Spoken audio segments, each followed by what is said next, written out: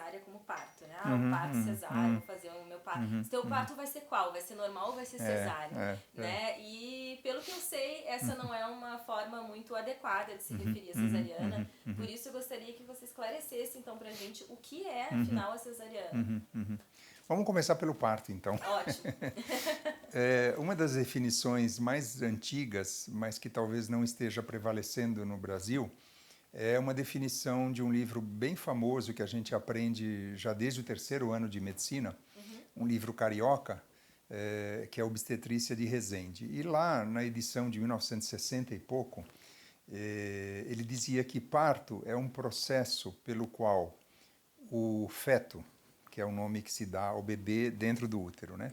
Processo pelo qual o feto é expulso do útero, termo também muito ruim, né? Expulso, mas é um termo que se usa, esse período expulsivo ou expulsão.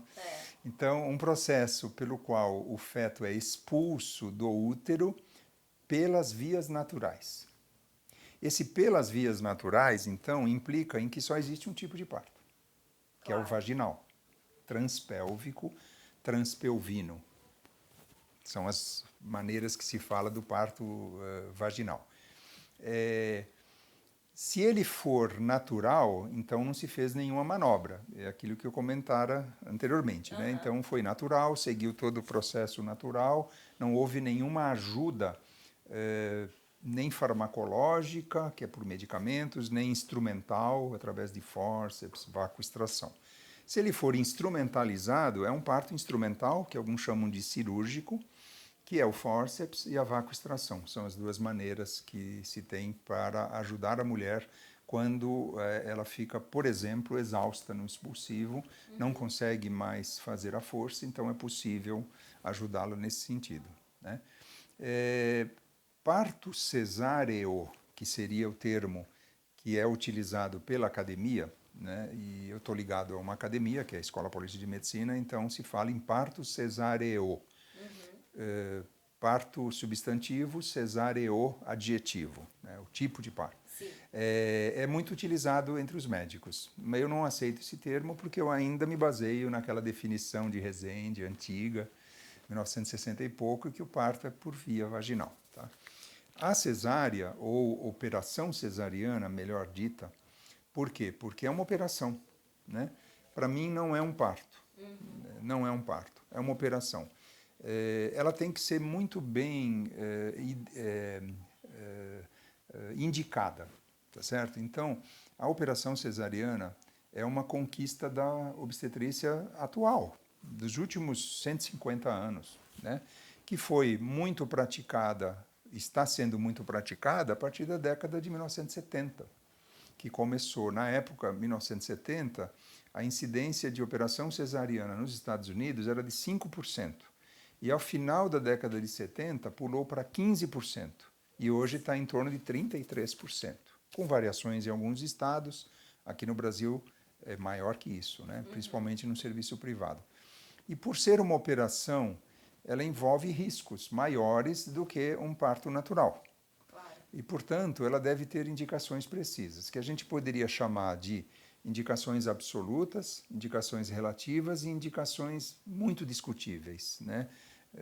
As absolutas seriam aquelas situações em que tentar um parto normal naquela situação implica em maior risco, ou para o bebê ou para a mãe. Sempre quando o risco é maior para a mãe, também é para o bebê, né? Porque mãe e bebê praticamente é uma unidade, né? Mãe e bebê. Então, por exemplo, quando a placenta do bebê, ao invés de estar na região alta do útero, tanto anteriormente quanto posteriormente no útero, ela está à frente do bebê, abaixo do bebê.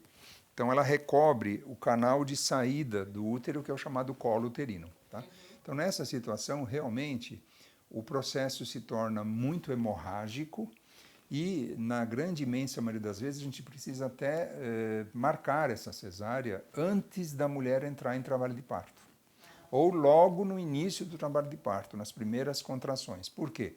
Porque com as contrações vai havendo uma separação da placenta da cavidade uterina. E isso gera um sangramento que pode levar há risco muito grande para a mãe e para o bebê, inclusive de óbitos, né, de mortes mesmo, né? Então, essa é uma indicação absoluta de cesárea, ninguém tenta parto normal nessa situação, não dá para o bebê passar no meio da placenta, né? Mas não é uma situação tão comum assim? Um caso a cada 300 mulheres. Lógico que isso tem aumentado a prevalência da placenta prévia por conta de cesarianas que estão aumentando. Então, o fato da mulher ter tido uma cesárea, aquela cicatriz de cesárea pode aumentar o risco dela ter uma placenta prévia.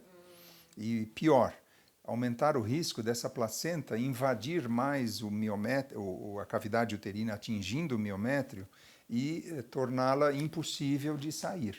Então, a placenta não tem um plano que nós chamamos de clivagem, que é a separação da placenta do útero. Então, isso leva à esterectomia, que é a retirada do útero, né? E, portanto, uma situação de muita gravidade para a mulher. Então, a placenta prévia é uma indicação absoluta de cesárea. Outra indicação absoluta de cesárea é quando o bebê estiver totalmente atravessado no útero. É o que nós chamamos de uma situação transversal ou transversa. Embora ainda durante o trabalho de parto possa ser feita uma manobra, que é a versão cefálica externa, para transformá-lo em cefálico, Sim. Quer dizer, cabeça para baixo. A mesma manobra que você falou na questão da apresentação pélvica, exatamente. Então é possível fazer, mas se não for factível, não for com sucesso, né, for mal sucedida, então aí a operação cesariana se impõe. Porque não tem como o bebê atravessar o canal de parto estando atravessado. Ele precisa estar longitudinalmente para seguir aquele corredor, aquele canal de parto que a gente chama, né? Outra situação de indicação absoluta de cesárea é as mulheres HIV positivos, né, que ela tem o vírus HIV, não necessariamente ela tem a AIDS, mas elas têm o vírus, e que foram mal controladas durante o pré-natal. Então, elas têm uma carga viral muito elevada e isso, o risco para o bebê adquirir durante o parto vaginal o vírus da AIDS é muito grande. Então, se indica uma cesariana eletiva, uma cesariana de hora marcada nessas situações. Mas hoje, com o advento do coquetel, né, para AIDS, com o advento de técnicas para realmente fazer essa carga viral abaixar, e a mulher tendo uma boa imunidade, ela pode ter um parto normal, mesmo com o vírus positivo, né? Você vê que essas são indicações praticamente anteparto, até antes da mulher entrar em trabalho de parto, Sim. né? Com exceção dessa transversa, que a gente ainda poderia fazer a manobra durante o trabalho de parto. A maioria das indicações de cesárea, elas deveriam, pelo menos, acontecer, a cesárea, no momento do trabalho de parto. Né? Então, no momento do trabalho de parto, quando acontece, por exemplo, um sofrimento agudo do bebê, esse sofrimento agudo do bebê pode ter uma causa e sempre deve ser investigada. Essa causa pode ser um descolamento prematuro da placenta. Não é a placenta prévia, é a placenta que está normalmente localizada, inserida, mas que se descola. O normal é que a placenta se descole após o nascimento do bebê. É um mecanismo que é o chamado terceiro tempo, que é a dequitação, é a descida, é o descolamento, a descida e a expulsão da placenta. Mas se essa placenta começa a descolar antes do bebê nascer, interrompe o fluxo de sangue e ele pode vir a falecer. Então essa é uma indicação absoluta de cesárea, porque leva a um sofrimento muito agudo do bebê. Tá? E normalmente isso acontece ainda com um tempo hábil para que se possa tomar a grande maioria das vezes. Existem casos trágicos em que o descolamento aconteceu ainda na gestação e que a mulher sangrou muito, chegou no hospital com o bebê já morto. Né? Isso pode acontecer e levar inclusive a óbito da mãe. Mas hoje em dia isso é extremamente raro, mas na literatura a gente sabe, né? Não acontece, por exemplo, nos momentos finais também do parto, ou é menos comum? É menos comum, é mais frequente em hipertensas, né? Entendi. Então, mulheres que têm pressão arterial elevada têm mais chance de descolamento de placenta. Mulheres que fumam, né, tabagistas, então têm também mais chance de descolamento prematuro de placenta. Então, essa é uma indicação absoluta de cesárea, a menos que o colo do útero dessa mulher já esteja completamente dilatado, 10 centímetros, e que a cabecinha do bebê já esteja fácil para fazer um fórceps ou uma vacoextração. Claro, que o mais rápido. Aí é o mais rápido, é o que a gente chama de, nessa situação, extrair o feto, porque é uma extração, né? Não é um parto natural, é uma extração fetal pela via mais rápida. E a via mais rápida, quando o bebê está lá embaixo, é a via abaixo. Claro. Né? Outra situação que leva a um sofrimento fetal agudo é a rotura do útero. Então, é mais frequente em mulheres que já tiveram uma ou mais cesarianas, tá?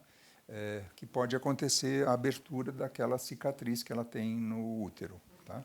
Por isso que uma mulher que tem cesariana prévia tem que ser mais vigiada, entre aspas, né? Mais observada para verificar se existe essa possibilidade. A chance Mas é pequena. Pode ter um parto pode natural, ter um parto normal. Que também pode, é um pode. mito que as pessoas acham que quem fez cesárea precisa fazer outra cesárea. Não. Ela tem uma chance de 0,5% a 1%, a depender das estatísticas, de ter uma rotura uterina. E na grande maioria das vezes, essa rotura é facilmente perceptível e é possível, se isso acontecer durante o trabalho de parto, a mulher se submeter a uma operação cesariana e salvar o filho e ela sem problemas, tá? Mas a rotura uterina grave, aquela que se acompanha de uma hemorragia grave e tal, ela realmente pode ser uma rotura, pode ser uma indicação de operação cesariana. E o prolapso de cordão, quer dizer, que o cordão ele leva o oxigênio da placenta para o bebê. Se o cordão sair à frente do bebê, o que acontece? Rompe a bolsa, o cordão passa pela vagina, às vezes se exterioriza pela vulva da mulher, e a cabeça do bebê encaixa no cordão. E isso interrompe o fluxo. É como se fossem as coronárias do bebê, né?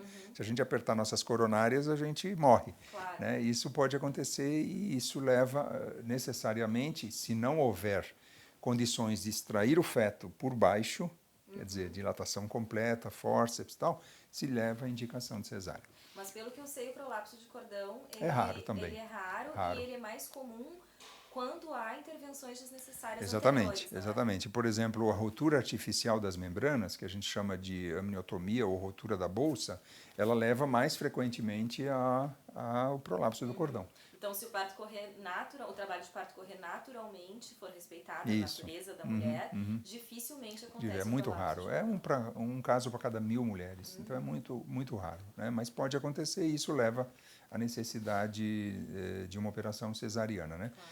Então essas seriam as indicações absolutas. As relativas, aí a gente já falou um pouquinho, é o parto pélvico, é o parto de gêmeos, né? Principalmente quando o primeiro bebê não está em apresentação cefálica. É evidente que se ele estiver em apresentação transversal, que a gente chama apresentação córmica, córmica é tronco, né? Que seria a situação transversa, aí não tem como esse bebê passar, funciona como numa gestação única de bebê em apresentação córmica, situação transversa. Então, se o primeiro gêmeo, que está mais baixo, né, em contato com o colo, estiver atravessado, esse não tem como a gente fazer nenhuma manobra, porque tem o outro lá dentro, né? Não tem como fazer a versão cefálica externa, então é uma indicação de operação cesariana. Mas, na grande, imensa maioria dos gemelares, os bebês estão longitudinalmente. Então, se o primeiro bebê estiver de cabeça para baixo, é o modelo ideal para o parto vaginal de gêmeos. Tá? Porém, se ele estiver de bumbum para baixo, também é possível. Só que aí é preciso realmente ter alguém que fique à vontade, né? Um profissional que fique à vontade em atender casos assim. Indicações relativas, então, por exemplo, sofrimento fetal é uma indicação relativa porque depende muito de que tipo está acontecendo. O termo sofrimento fetal não é um termo muito adequado, eu prefiro chamar de depressão fetal. Primeiro porque depressão fetal é um termo mais conhecido, né? O feto nasceu deprimido, por exemplo, o bebê recém-nascido nasceu deprimido, do que sofrido, né? Sofrimento é uma coisa muito importante que a própria gestante pode falar para o médico, mas por que o senhor deixou meu nenê sofrer, né? Então, assusta muito, demais, né? Assusta, é muito impactante. Então, eu prefiro chamar de depressão fetal e isso tem vários graus. Tem graus de sofrimento fetal que realmente implicam numa cesárea, por conta dos batimentos cardíacos com quedas muito fortes e que sustentadas, né? Isso leva à cesariana. Mas a grande maioria das vezes em que há modificações dos batimentos cardíacos fetais, isso não leva à depressão ou ao sofrimento fetal. O que acontece é que, justamente por não conhecer essas alterações de maneira adequada, muitos obstetras, eu digo que indicam a cesárea por sofrimento do obstetra e não por sofrimento do bebê. Entendi. E aí eles acabam indo pela via mais rápida para eles e se livrarem do problema. E, na verdade, é preciso aprender essas técnicas de ausculta, né, de escuta dos batimentos cardíacos fetais para não indicar cesárea sem necessidade, né? E aí aquelas indicações que a gente chama pérola, né, que eu cito, são várias, né? A campeã brasileira é a falta de dilatação, né? Então, a mulher diz que não teve dilatação, mas ela não entrou em trabalho de parto, ela não chegou a 40 semanas ou 41, que pode uma gravidez durar, e, portanto, ela não dilatou, não tem como saber. Então, a grande maioria da falta de dilatação é falta de paciência na espera, tanto da mulher quanto do profissional que está atendendo. Bacia estreita, cordão enrolado no pescoço, mulher magra, muito gorda, muito alta, muito baixa, né? Tudo vira motivo e não tem razão de acontecer. Hemorroidas, já tive gestantes que vieram porque fizeram uma cesárea porque ela estava com hemorroida e aí o parto normal ia estourar aquelas hemorroidas, ia causar um sangramento, um absurdo total, né? Então são coisas que muitas vezes para a mulher se justifica a cesárea. Ela acha que aquela é uma razão. Puxa, o bebê está com um cordão enrolado no pescoço. Olha, ele pode sofrer, ele pode morrer, né?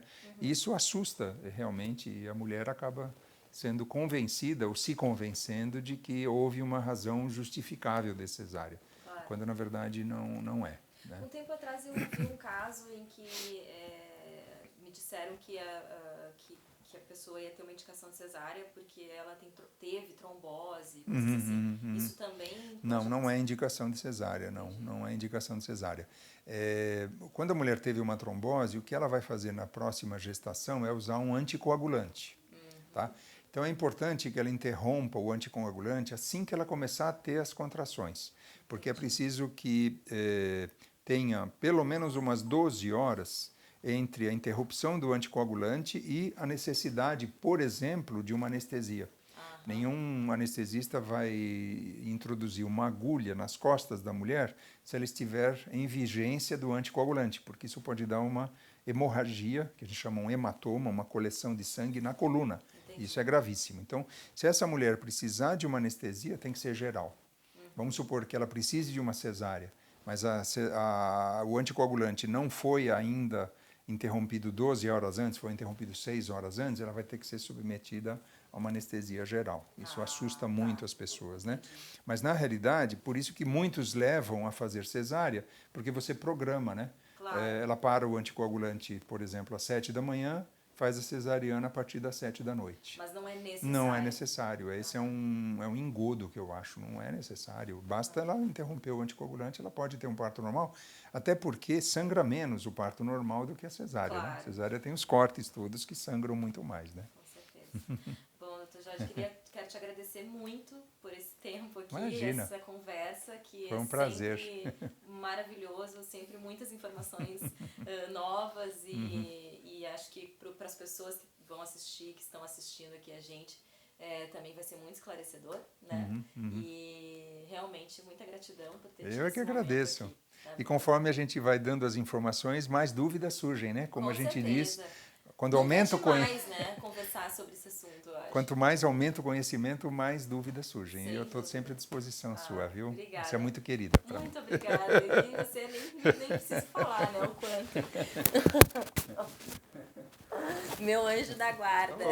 Imagina, exagero. Bom, gente, esse foi um momento materno muito, muito especial. Espero que vocês tenham gostado. Se vocês gostaram desse vídeo, curtam aqui embaixo, compartilhem muito, porque essas informações precisam ir adiante.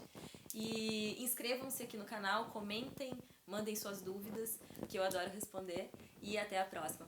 Um beijo.